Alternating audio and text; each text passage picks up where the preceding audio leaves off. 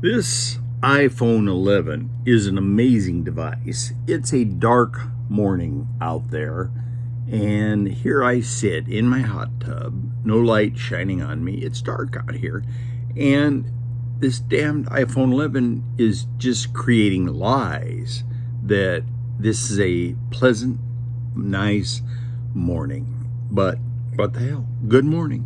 We'll go with the lie. So here's what I've been thinking about. There's a lot of ways that a marriage can be incompatible. Money's the biggest one, man.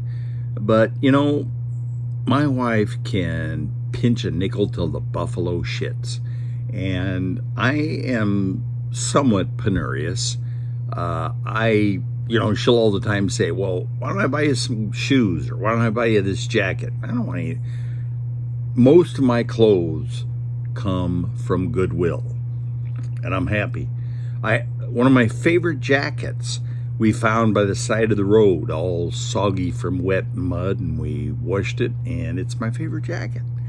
So I am penurious. Now, another way in which marriages can be incompatible is sex, and this being a family program, we won't go into that much.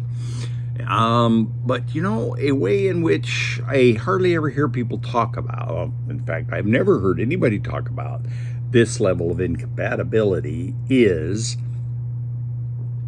fear of death and anticipation of an afterlife.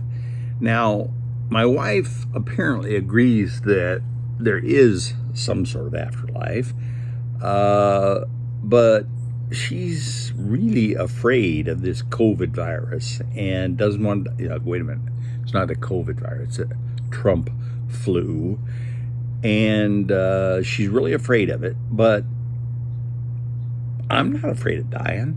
And I just a minute ago, called my son down in Utah, and I said, now look, if his family was exposed yesterday to a cousin who's got now fever and coughs.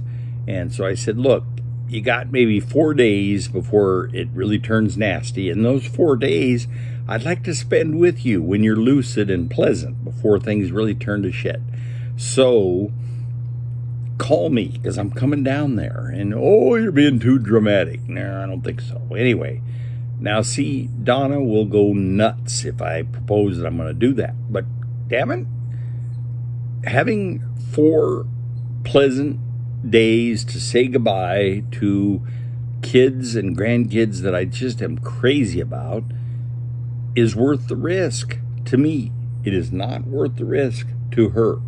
And I've thought about, if she's 69 years old, and if the hospital said, we ain't got room for a 69-year-old, ain't gonna make it anyway, I would be the goddamn ventilator for her. I'd do mouth to mouth on her. And yeah, I'd probably catch it. I'd probably die, given everything that's wrong with my internal plumbing, all them aortic grafts. But I'm nuts about her, and so I would do it. I just keep trying to blow air into her if that's what it took. So, so here I am, going through this plague. Making choices in favor of connection and reconnection with family and kids.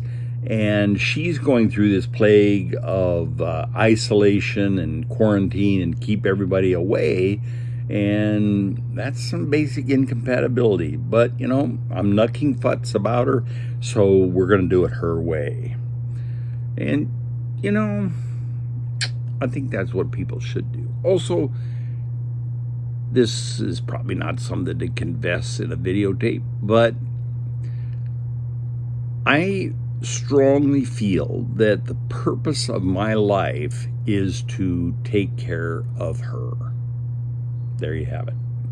I am committed to that, and I, a lot of times, eat shit and smile because I am so committed to that life purpose. And to all you young people out there, I wish for you the same thing, to find someone you're that deeply committed to. Love you. Sure would like to hear if anybody's listening to this jibber jabber. Bye now.